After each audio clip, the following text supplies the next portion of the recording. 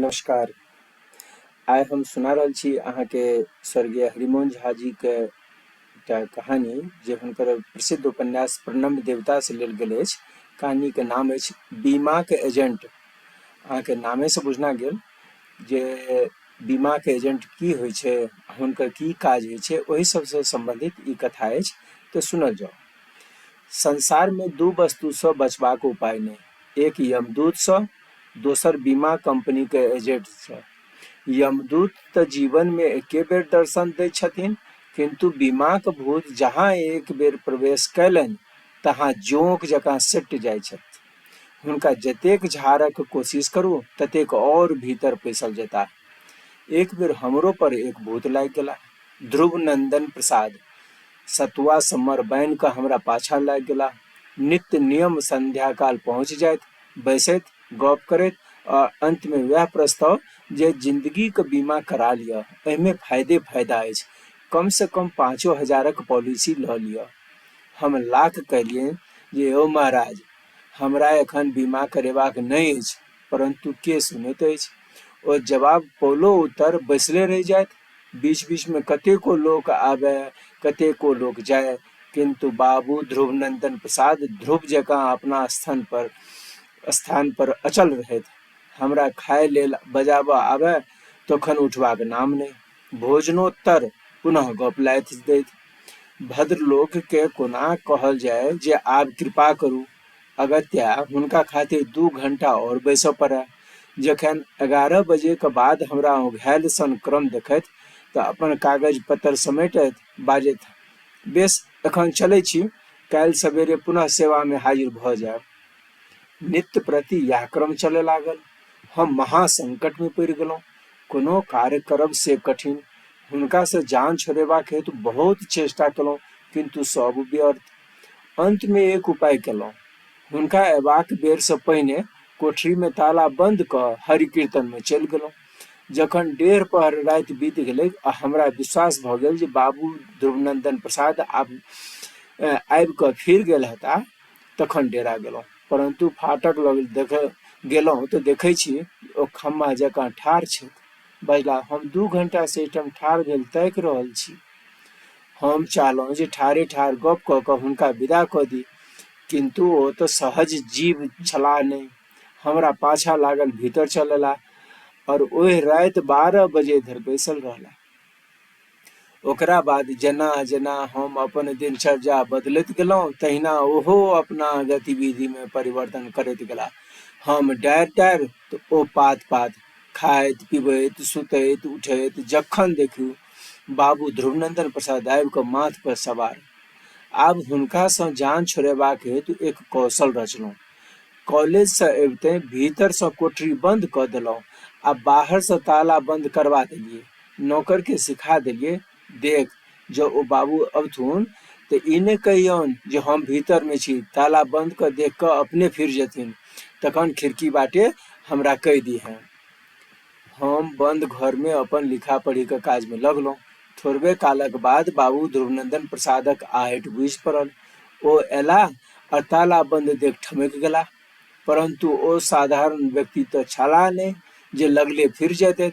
ओ पहिने ताला के खींच कऽ देखलथिन, नहि फुजलनि, तखन किछु काल बरामदा पर ठाढ़ रहि अछता पछता कऽ विदा भेला। हमरा जान में जान आयल। जखन बुझि पड़ल जे ओ चल गेला, तखन फक द निसास छोड़लहुँ। ताबत पाछा में खिड़की के झिलमिली उठल। हम बिन देखने पुछलिए, की रो ठगना, ओ गेलथुन? परंतु उत्तर सुनैत हतकंप भऽ गेल। ठगनाक स्थान में स्वयं बाबू ध्रुवनंदन प्रसाद ठाढ़ छलाह। बजला, की लिखा पढ़ी भऽ रहल छै? हमरा तखन संदेह भेल जे भीतरे में तऽ नहि छथि, तेँ पछुआड़ से आबि कऽ देखल, बाहर ताला किएक बंद छै। हम ठगना पर अपन क्रोध उतारैत कहलियनि, बेवकूफ, धोखा से बंद कऽ कऽ कतहु चलि गेल, आब आउ तखन ने। एजेंट महोदय बजला, कोनो चिंता नहि, हमरा कुंजी के झब्बा में मास्टर की अछि, लगा कऽ देखै छियै।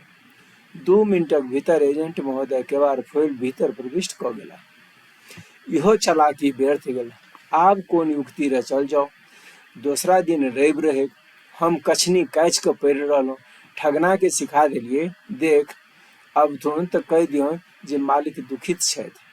परंतु ओहि दिन हमरा और सजा भऽ गेल। बाबू ध्रुवनंदन प्रसाद अपना कंपनी के डॉक्टर के बजा कऽ लऽ एला आ भरि दिन हमरा लग में बैस लेक्चर दैत रहला जे जिंदगी को कोनो ठेकान नहीं, जल्दी बीमा करा लेबाक चाही। हम मने मन कहलहुँ, ओ महाराज, पहिने अहाँ सँ जिंदगी बाँचि जाय तखन न एकर बीमा कराबी। 2-4 दिनक बाद पूजा के छुट्टी में कॉलेज बंद भऽ गेल। हम एजेंट महोदय से जान छोड़बैत हजारीबागक टिकट कटौलहुँ। हजारीबाग पहुँच कऽ एक मकान किराया लेल आ शांतिपूर्वक रहय लगलहुँ। एजेंट महोदय कृपा सँ शरीरक जे सोनित सुखा गेल छल, क्रमशः भरय लागि गेल। एक दिन झीलक कात पुल पर बैसल कमलक शोभा देखैत रही कि एक अप टू डेट नवयुवती अवैत दृष्टिगोचर भेली। पातर छरहर शरीर में शांतिपुरी के साड़ी के ऊपर लाल कोट, सौम्य मूर्ति, पृथ्वी पर अंदाज सँ तोल कऽ चरण दैत ओ हमरा दिस बिन तकने शालीनता पूर्वक अपन बाट धेने लवेंडरक खुशबू छोड़ैत आगाँ बढ़ि गेली। दोसरा दिन हम पुस्तकालय में बैसल रही कि वह रमणी आबि पहुँचली। एहन संयोग जे हमरे लिखल एक पुस्तक ओ मांगि बैसलथिन। हमरा मुँह पर एक आनंद मिश्रित कुतूहलक भाव आबि गेल जे तीक्ष्ण बुद्धि रमणी के लक्षित भऽ गेलनि। पुस्तक उनटबैत पनटबैत एक बेर हमरा दिस तीव्र दृष्टि सँ तकलनि। लाइब्रेरियन हमरा परिचय दैत कहलथिन, यह पुस्तकक लेखक थिकाह। देवी जी दुनू हाथ जोड़ि कऽ अभिवादन कयलनि और अपना स्मृति पर बल दैत बजली, अहाँ के प्राय हम कतौ देखने छी। हम कहलियनि, काल्हि संध्या काल झीलक किनार में बैसल रही। ओ कहलनि, हाँ, क्षमा करब, हम ओहि समय चिन्हल नहि। एहिठाम कतेक दिन रहब? हम कहली, भरि छुट्टी एतै रहबाक विचार अछि। बजलियै, डेरा कतऽ अछि? हम कहली, अपन पता बता देलियनि। रमणी बजली, हम एकटा कष्ट देबऽ चाहै छी, हमरा किछु पढ़बाक अछि, यदि डेरा पर आबी तऽ किछु समय दऽ सकै छी? हम जा किछु सोची ता मुँह सँ बहरा गेल, अवश्य। रमणी धन्यवाद दैत विदा भेली। दोसर दिन हम अपन बरामदा पर बैसल अखबार पढ़ैत रही कि वह सौम्य मूर्ति लाल कोटक परिधि में अपन संपूर्ण सौम्यता आवेष्टित कयने पहुँच गेली। शिष्टाचारक उपरांत कुर्सी पर बैसली। हम पूछलियनि, अहाँ के नाम बुझि सकै छी? देवी जी एक विलक्षण अंदाज सँ नेत्र निहुरा मुस्कुरा उठली, बजली, मंजुला। ई 3 अक्षर ओ जेहन अदा सँ उच्चारण कयलनि से एखन धरि नहि बिसरैत अछि। मंजुला देवी अटैची केस सँ एक किताब बाहर करैत बजली, हमरा लॉजिक में कईएक ठाम डिफिकल्टी अछि, से सब मार्क कऽ कऽ नेने आयल छी। आइए कऽ गेल रहितौं, किंतु बीच में किछु कारण सँ पढ़ाई छूटि गेल। एहि बेर प्राइवेट सँ अपियर होबाक विचार अछि। ओहि दिन सँ गुरु शिष्याक संबंध स्थापित भेल। मंजुला देवी नित्य आबय लगली। लॉजिकक संग संग किछु काव्यो साहित्यक चर्चा होमय लागल। एक दिन मंजुला देवी अपना संग एक दोसर कोमलांगी के नेने एली। कंचन ललिका सन सुकुमार देह यष्टि पर कल्पना सन सूक्ष्म रेशमी परिधान, सुनौला चश्मा के भीतर सँ छनि कऽ दिव्य तेज बहरैत। मंजुला देवी हुनक परिचय दैत बजली, ई हमर सखी ज्योतिर्गमयी 2nd ईयर में पढ़ै छथि, कवितो करै छथि। हिनक रचना सुधा माधुरी में बहरै छनि। कल्पना उपनाम छनि कल्पना। मंजुला देवी हुनका हाथ से एक सुंदर नोटबुक छीनैत बजली, ई बड्ड लजकोटर छथि। ओना अपन कविता नहि सुनौती, बैस के हिनक गीत सुनल जाय। संध्या काल कोकिल कंठी कल्पना अपन निर्झरिणी शीर्षक कविता सुनाबे लगली। स्वर लहरी सँ झीलक जल में तरंग उठि लागि गेल। समस्त प्रदेश मधुर आलाप सँ मुखरित भऽ उठल। सायंकालीन वातावरण में संगीत सुनैत सुनैत हमरा लोकनि एहन मंत्रमुग्ध भऽ गेलहुँ जे जेलक घंटा बजला उत्तर चैतन्य भेल। 10 बजे राति के डेरा पर अबैत गेलहुँ। प्रातः भेने मंजुला ओ कल्पना के संग एक हष्ट पुष्ट ओजस्वी महिला एली। बेस चाकर चौरस, भरल पुरल चेहरा, गठल शरीर। मंजुला हुनक परिचय दैत बजली, ई छथि पुरुषार्थ देवी, आर महिला पीठक व्यायाम विशारद। ई अपन व्यायाम प्रदर्शन करबाक हेतु एतऽ कन्या विद्यालय में आयल छथि। हिनका लाठी और तरुआर भजबाक हेतु कतेको मेडल भेट चुकल छनि। ई सब प्रकारक आसन जनै छथि। एखन 22 वर्षक अवस्था छनि, किंतु शारीरिक बल में कोनो पुरुष सँ कम नहीं छथि, बल्कि बहुत कम मर्द हिनका सँ पंजा भिड़ा सकैत छथिन। पुरुषार्थवती देवी अपन पुरुषार्थक वर्णन सुनि गर्व सँ हमरा दिस ताकय लगली। हमरा तऽ इच्छा भेल जे एक बेर बलक परीक्षा भऽ जाय, परंतु पुरुषार्थवती के मांसल बाँहि आ पुष्ठा पहुँचा देख पंजा लड़ाबक साहस नहि पड़ल। कदाचित हारि गेलहुँ तऽ केहन भारी लज्जाक बात हैत, सेहो सुंदरीक बीच सभक बीच में। मंजुला बजली, आइ गर्ल स्कूल में मीटिंग छै, ई अपन मसल देखौती आ कईएक तरहक जिम्नास्टिक करती। ओहिठाम प्रेसिडेंट अहीं के बनऽ पड़त, ताहि खातिर हमरा लोकनि आयल छी। सभा में जाकऽ पुरुषार्थवती के पुरुषार्थ देखल। ओ पहिने भिन्न भिन्न भागक मांसपेशी देखौलनि, तदुत्तर शीर्षासन, उत्तानासन आदि नाना प्रकारक आसन करैत अपना सीना पर 2 गोटा के चढ़ा लेलनि और एके बेर दुनू के जोर से झाड़ि कऽ उठि गेली। एवं प्रकारे ओ रंग बिरंगक खेल देखाय अपन नाम सार्थक करे लगली और सभा मंडप करतल ध्वनि से गूंजे लागल। हम अपना भाषण में कहलिए जे प्रत्येक स्त्री के एहने पुरुषार्थवती बनक चाही, परंतु मने मन भगवान के धन्यवादो दिलिए जे एहन पुरुषार्थवती अपना माथ पर नहीं पड़ली, अन्यथा कठिनाई समस्या उत्पन्न होइत। एक दिन मंजुला हमरा से शिलाजिज्म अनुमान खंड पढ़ैत रहैत हठात बाजि उठली, आइ सिनेमा चलब, बहुत बढ़िया सोच है। हम कहलिए देखल जेतै, ताबत आर्गुमेंट टेस्ट करू, परंतु तकरा बाद जे अभिनेता अभिनेत्री का आलोचना छिड़ल से कहाँ पहुँच गेल। मंजुला लॉजिक बंद करैत बजली, अहाँ के ककर एक्टिंग बेसी पसंद पड़ैत अछि? हमरा मुँह से देविका रानी के नाम सुनैत देरी मंजुला तिनक उठली, बजली, दुर्गा खोटे किएक ने? हम कहली, माफ करू, अहाँ के दुर्गा खोटे मर्दानी स्त्री जकाँ लगैत छथि, जेना पुरुषार्थवती देवी। मंजुला बजली, तखन अहूँ के देविका रानी में केवल हावे भाव छनि। अहाँ सेक्स अपील पर जाइ छी। युवती शिष्या के मुँह से एहन दोषारोपण सुनि हम स्तंभित रहि गेलहुँ। ओ बजली, कानन वाला अहाँ के केहन लगै छथि? हम उत्तर दिलनि, हुनका कंठ में अपूर्व माधुर्य छनि, जेना कल्पनाक स्वर में। ई सुनि मंजुला देवी के ईर्ष्या के भाव मन में आबि गेलनि, जे हमरा प्रत्यक्ष दृष्टिगोचर भेल।